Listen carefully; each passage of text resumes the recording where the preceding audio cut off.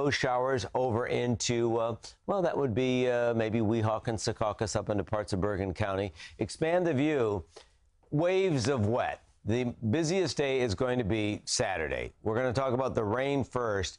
Some rain could lead to some localized flooding. Not for everyone. I just want to show you two quick model runs. The NAM does not bring in much rain for the remainder of the day, but then an inch or two for Sunday.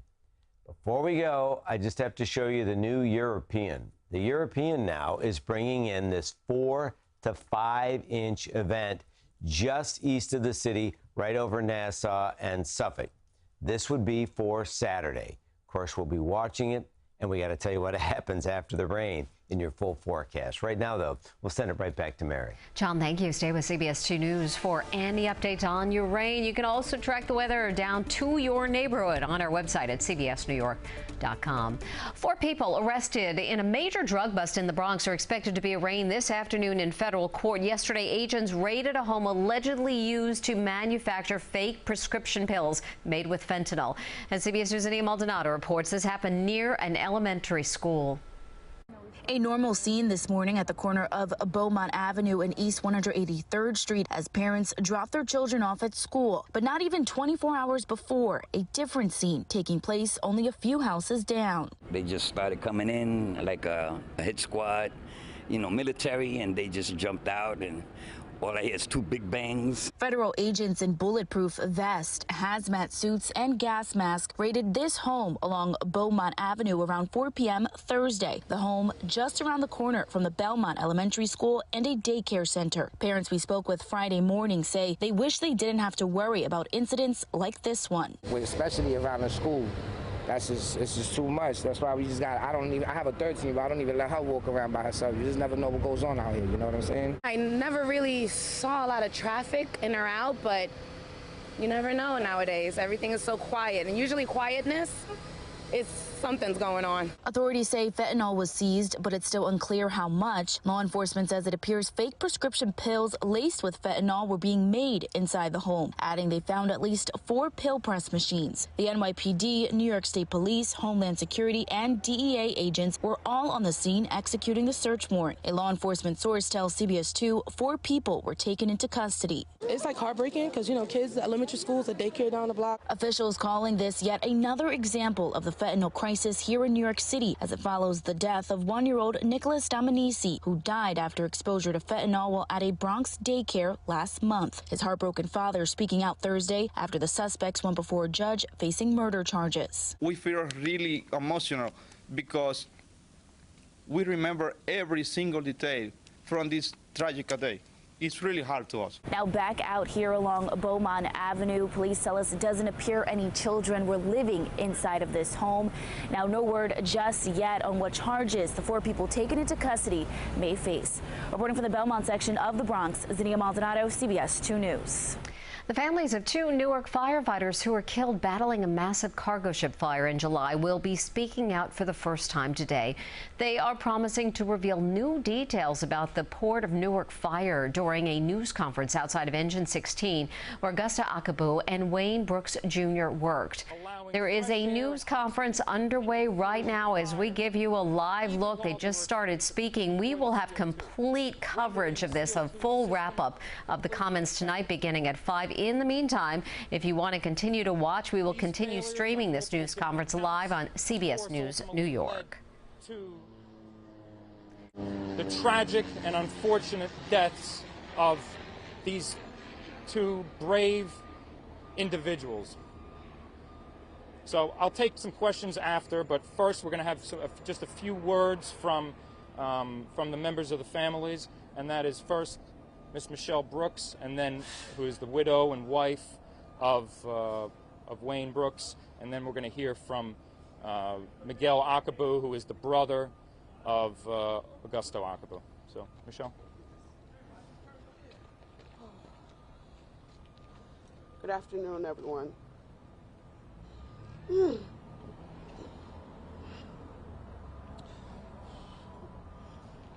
I am Michelle Brooks, Wayne's wife,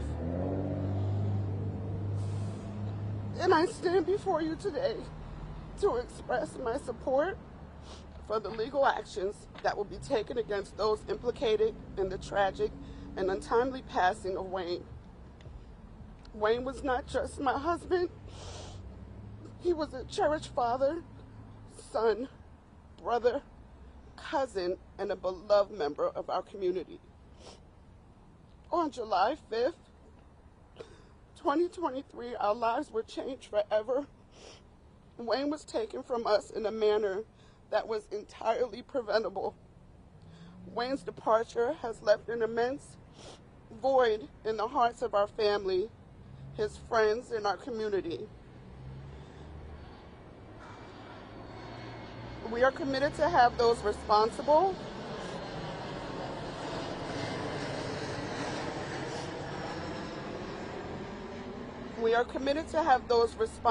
for the loss of 2 precious lives held accountable.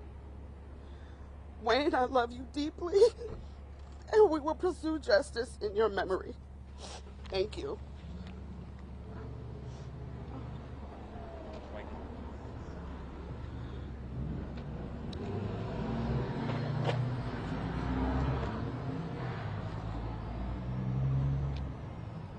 Good afternoon, everyone. My name is Miguel Mikey Akabu.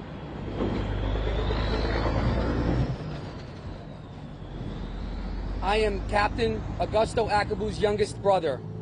I'm here with my mom, Maria Akabu, and my brother, John Akabu, who is the middle brother. I am, too, a public servant, a police captain, and a first responder. As you may know, my brother, Newark Fire Captain Augie Akabu, was tragically killed on Wednesday, July 5th, 2023, fighting a shipboard fire aboard the Grimaldi Line ship Gran Costa d'Avorio. We are here today outside Engine 16 of the Newark Fire Department to remember our heroes, Captain Augie Akabu and Captain Wayne Brooks Jr. And today is his birthday, October 6th. It's his 46th birthday, and it's our first year without him.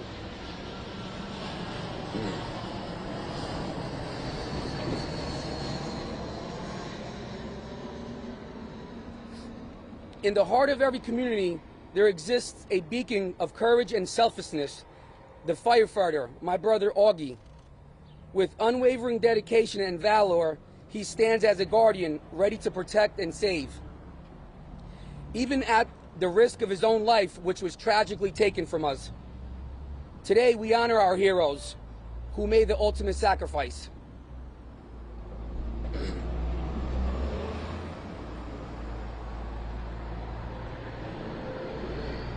Augie was not only a symbol of valor, but also a symbol of love. Augie's kindness and empathy touched the hearts of all he encountered, leaving a lasting impact. To me, love is an everlasting bond that transcends the boundaries of time and space. It provides solace and healing to our wounded hearts. Love, again, is a beacon of light in our darkest moments, reminding us that we are never alone. And my brother Augie was love. As we know, negligence from all parties involved led to the death of my brother Augie and Wayne. We have to address negligence because it is vital for maintaining trust, maintaining ethical business and entity practices, and overall well-being of employees, consumers, and the community. Therefore, my family and I and our attorney, Mark Apostolos, and his legal team are seeking legal action, accountability, and justice against all parties involved.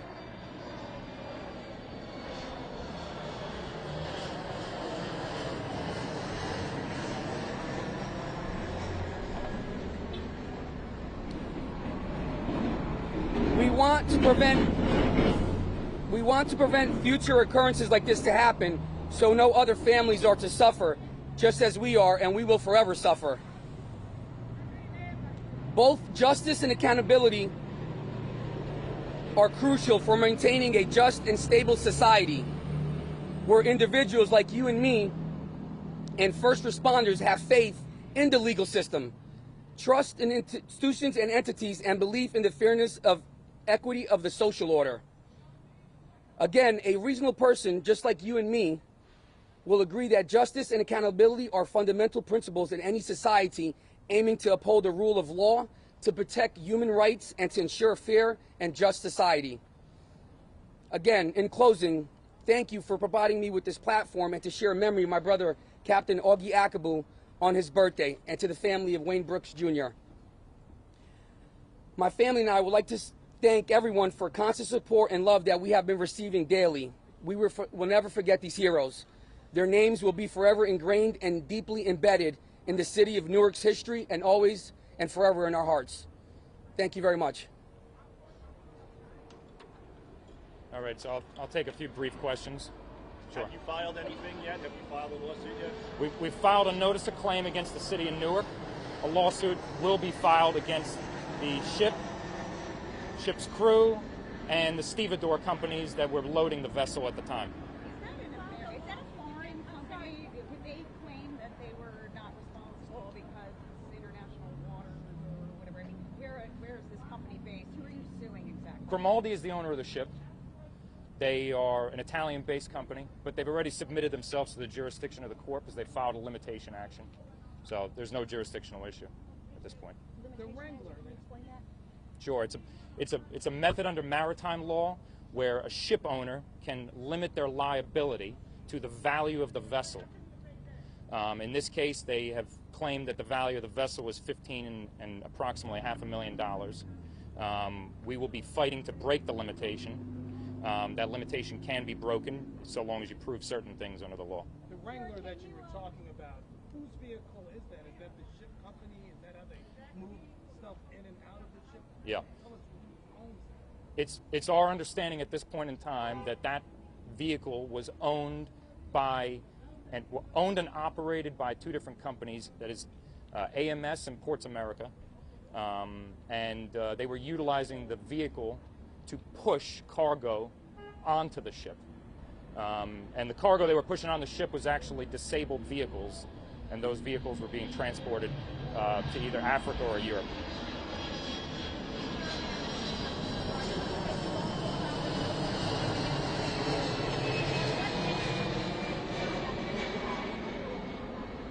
Regarding oxygen tanks as well as protocol. The notice of claim speaks for itself, right? I mean, it states a lot of different allegations within there, including failing to train, failing to provide proper equipment. We're continuing to investigate that aspect of the case. Sorry, we're continuing to investigate that aspect of the case. When you file a notice of claim, New Jersey law requires that you wait 6 months to bring a lawsuit following that. So we can't bring a lawsuit right now, even if we wanted to. Can you tell us how much oxygen both men had on their oxygen tanks before they went into the cargo ship? No, I can't comment on that right now. Did they receive protocols on how to fight ship fires? I can't comment on that either. Can you tell us about the firefighting crews who were on board that ship? Were they trained firefighters, or are they just the guys who went and got the fire extinguishers? And why wouldn't they know to close those doors? I mean, so, from what we've uncovered thus far, there were two teams of crew members that were trained as firefighting teams aboard that ship. Those crew members have the sole purpose, when a fire breaks out, to suppress a fire. Clearly, they didn't do it and weren't able to do it.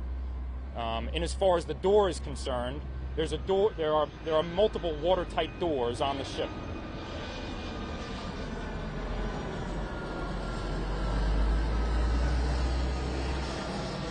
In order for the CO2 system to work effectively, the watertight doors for the compartment that you're going to release CO2 into have to be closed. Because the way CO2 works is it starves a fire of oxygen. If you have a door open, you're going to let oxygen continue to flow in, and that's what happened here, and that's why the CO2 system didn't work. Can any members of the family or any members of the family want just to talk about your emotion as we reach this milestone, noting that there's potentially a long road ahead? I'm not gonna let any of the family members answer any questions, but I mean, I think that what they said today speaks for themselves. They're deeply hurt. It's a tragic incident. We've lost two heroes, and the community is never going to get them back. And unfortunately, it's the fault of others. What do you think about the ATF investigation and also the Coast Guard investigation up until this point? And how much information have they shared with you and the family about that investigation? the Coast Guard's continuing to investigate it, but they've denied our request for preliminary investigation materials, stating that we're not a party in interest because they're not currently investigating the conduct of the deceased firefighters, and they're only investigating the conduct of the vessel and the stevedores. That's my understanding of it at this point. At some point, once the investigation concludes, we should be able to have full, complete access to the Coast Guard's investigative materials, but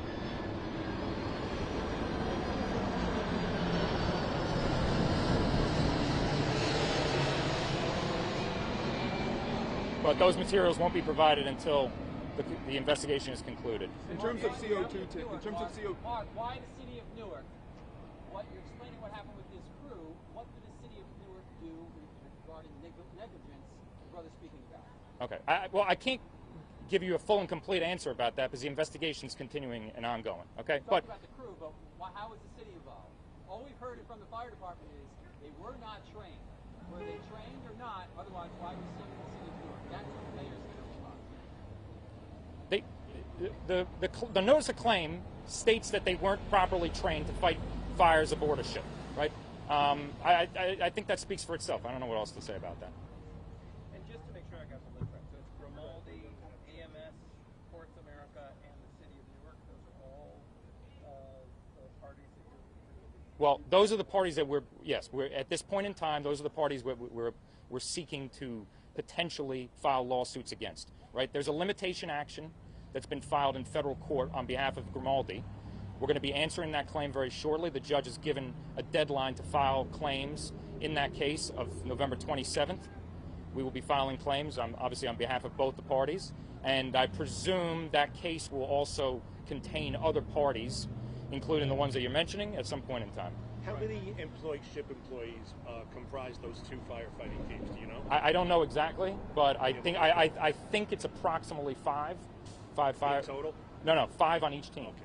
Approximately. I can't tell you exactly though. When do you estimate that the investigations are going to be complete? And upon leaving those investigations, do you plan on pursuing legal action against the city? Okay. Well, multiple questions there. So the investigations.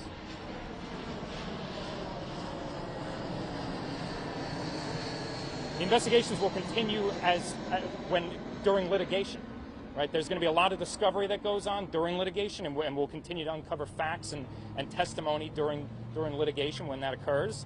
In as far as the city, I'm just going to say that we're continuing to investigate it, and we can't bring a lawsuit right now against them anyway because of the statute requiring 6 months to pass. So I can't comment any further on that. But the city has gotten a notice of claim. Correct. So the shipping company can go to court and file a limit to limit the liability. You're responding to that, but still in all, you can't file a direct lawsuit against those companies for a 6-month period. The way that maritime law works is that they can file this limitation action, and it prevents lawsuits from being brought. But it allows claims to be brought in that limitation action, and that's what we're going to end up doing. All right? I thank you very much. Thank you. I'm sorry.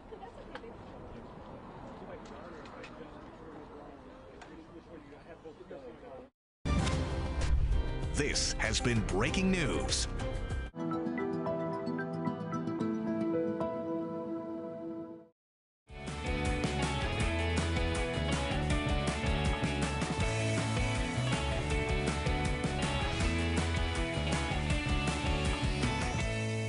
Not exactly the weather you want heading into a weekend. Showers with the potential for flooding. Let's get over to John Elliott. We like to blame John when we have a first alert forecast like this. I don't blame people because we've not had a nice weekend since the first weekend of September.